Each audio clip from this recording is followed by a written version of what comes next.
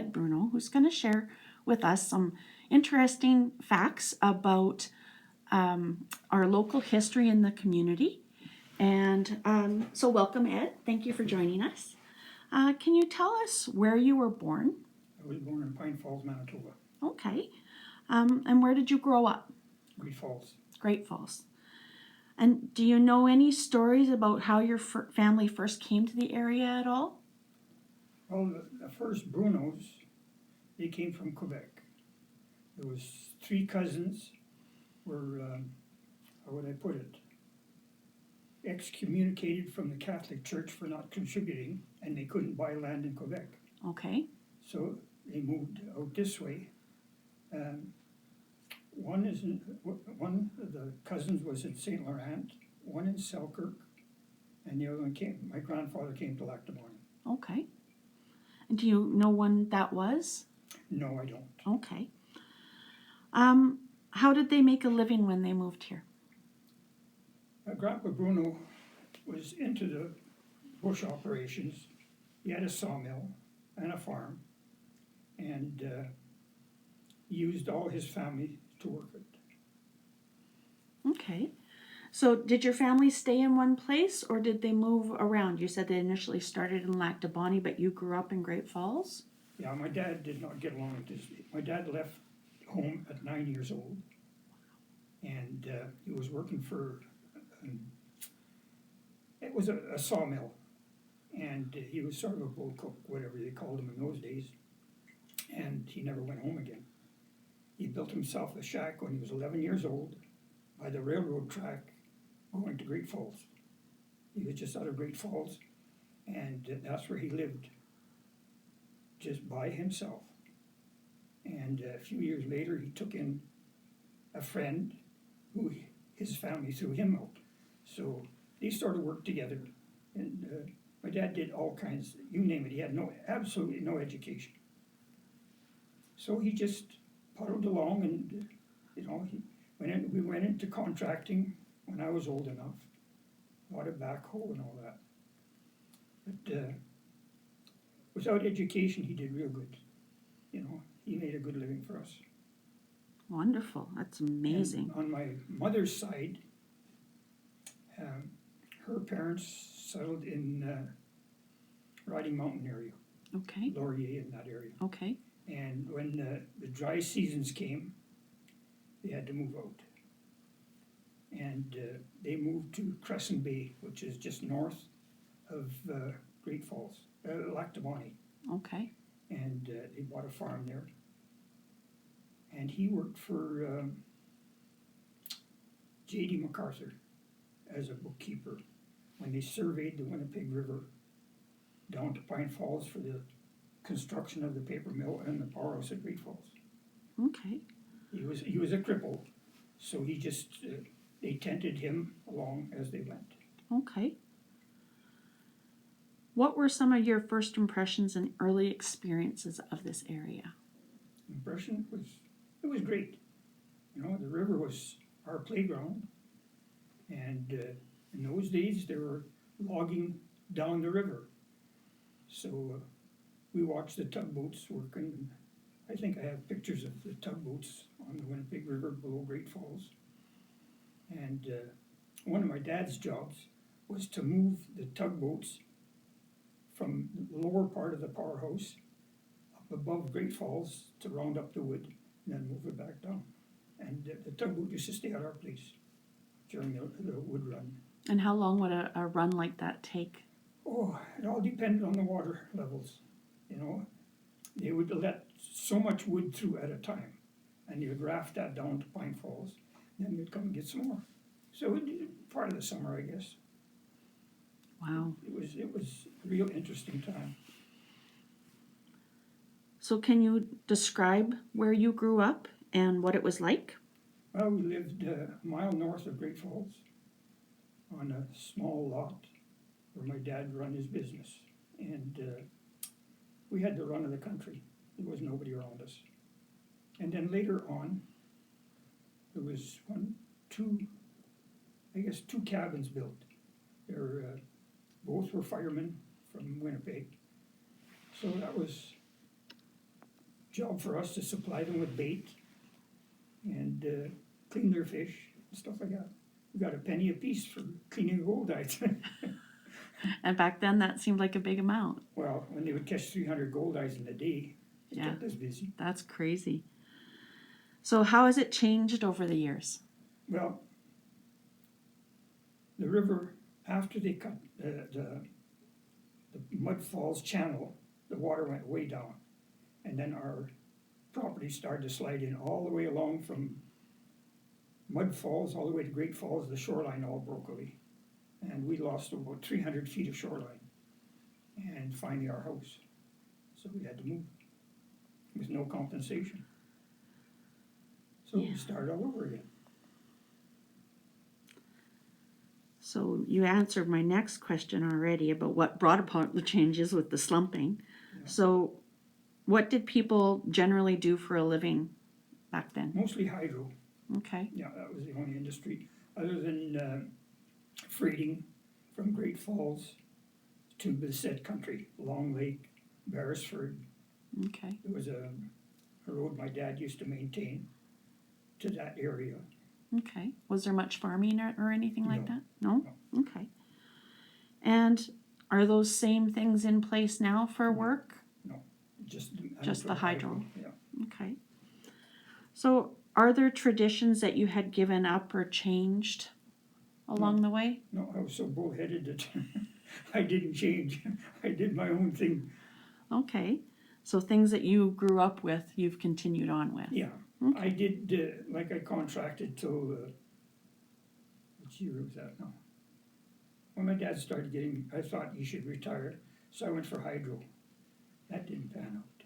I could not, well, I wouldn't sign my union card even, because I was too independent.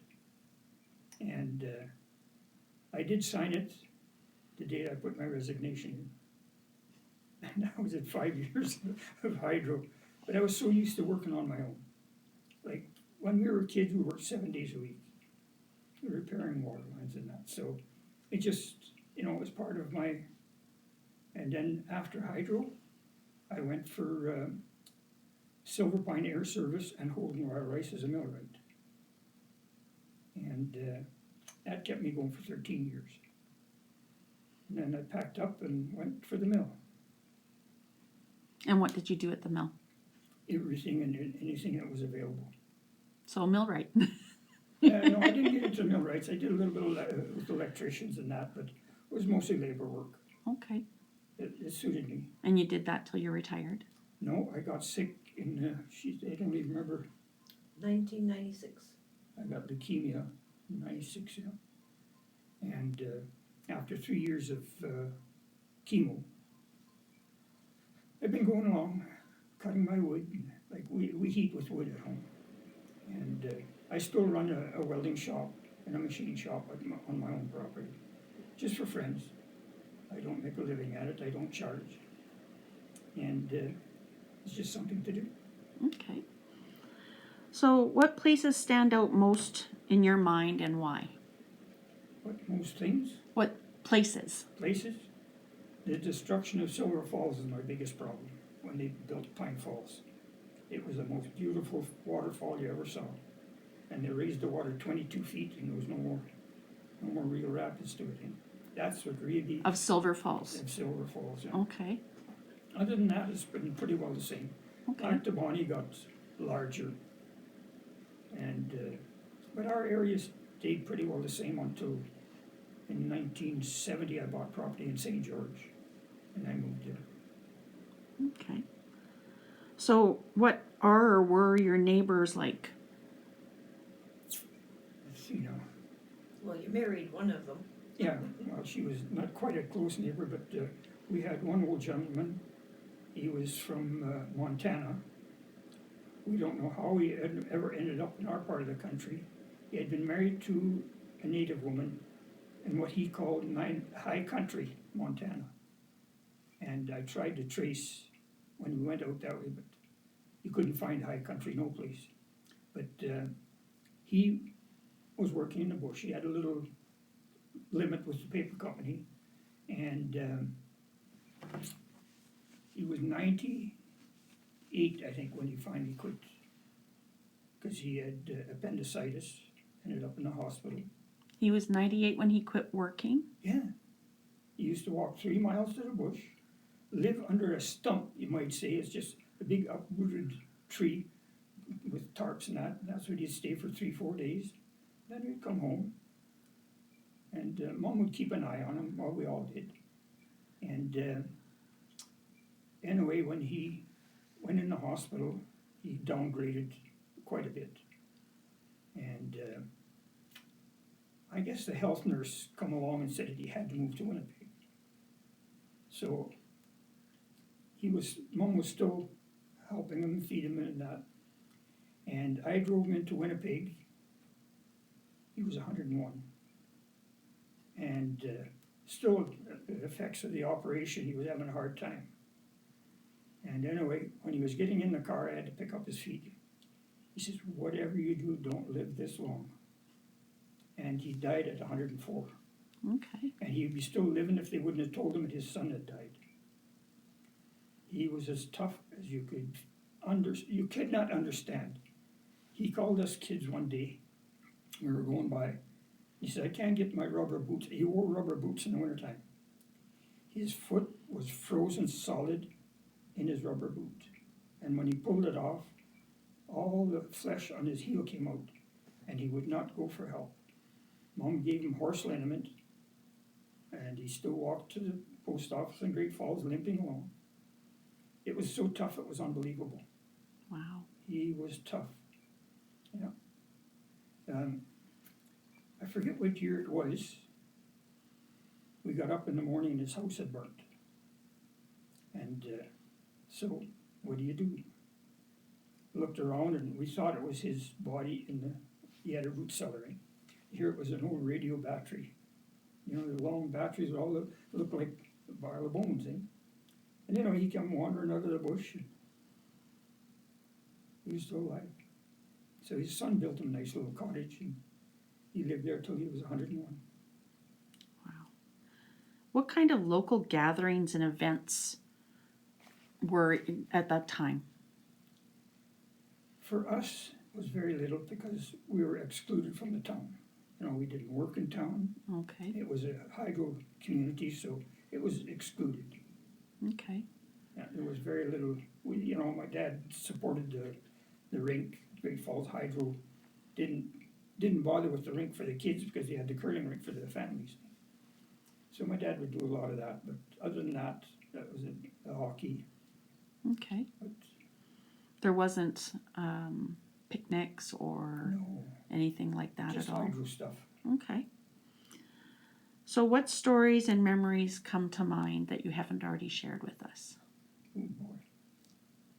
Well, my brother and I used to sneak out if my dad didn't catch us in the morning and go looking for arrowheads. We got quite a collection of Indian artifacts From where? all along the Winnipeg River, Okay. mostly below Great Falls as the erosion, as the bank, because it was the tail end of the portage from Grand Bonnet Rapids, which was above Great Falls. There was a trail through and below, and then they would put in their canoes, go to Mud Falls and portage there. So the Indians, that was their portage. So we found hundreds of arrowheads there. Wow. Well, you'd find the odd musket balls and stuff like that too. No, that was pretty well the only free time we had because I started working when I was 11 years old on the bulldozer. My brother and I, he was 3 years older, and we were clearing land. My dad had bought a crawler tractor, so we spent our whole summers, 2 years, just on one farm, 2 summers. And anxious to get to work every morning. But we didn't know what fun was.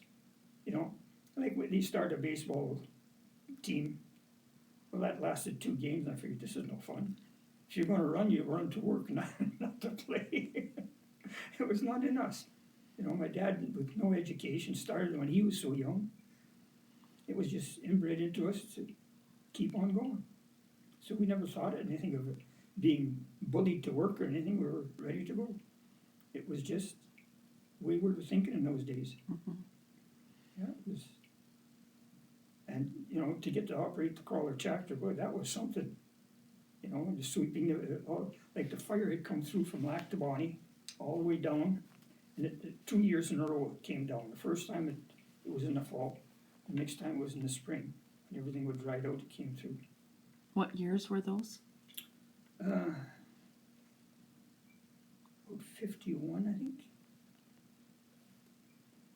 49 or 50. Because when the fire went through the second time, my dad was in Winnipeg. I think he was getting delivery of the crawler tractor, and he was arranging to have it shipped. And when the fire came through, it didn't look like there was any hope for our place. Us kids and Mom were hauling water from the river and pouring it on the roof. And the Gaffrey family, that morning, I can still remember going by. They had I think it was a 48 Ford, a 48 vehicle anyway, taking their cream to the train station. And on the way back, they packed up our belongings and we moved out. And 2 days later, our house was still standing, so we moved back. And you said that happened 2 years apart? No, it would be in the fall. The small fire didn't mean much, but the second year it was bad. Okay. It was a real whirlwind fire. Oof. So 2 years back to back, basically. Yeah, well, everything was already dried out, eh? Yeah. And it was quite a fire. Yeah, my sister was just a baby at the time, so anyway, the Gaffrey boys just packed us up, and so I've stayed with the Gaffreys all my life. They've been like family to us. Yeah, they were like us, you know. Their father was First and Second World vet, knew what farming was all about, and the boys did the same thing. They didn't associate with nobody. They started the air service, and that's where I got involved. That was gee, I forget what year it was. It's the first time that I ever changed an engine in an aircraft for Art. He was up at the pond, he needed a quick change around. So I was there, had everything ready the day before, came in, we changed it, and he was back out in the evening. And I've always stuck with aircraft whenever I could. And that was fun, working on aircraft. No, it's been a good life as far as I'm concerned. I don't know what anybody else thinks of me, but I don't give a darn. Well, thank you very much for sharing your memories with us today. Well, it's very, very little. It's, you know, it's just my idea of the way I lived. You know, we didn't party. My wife and I don't drink, don't smoke, and we saved. And it's a comfortable life. I still burn wood in the house. We do have backup, but we never use it. And it's a great life. Wonderful. Thank you.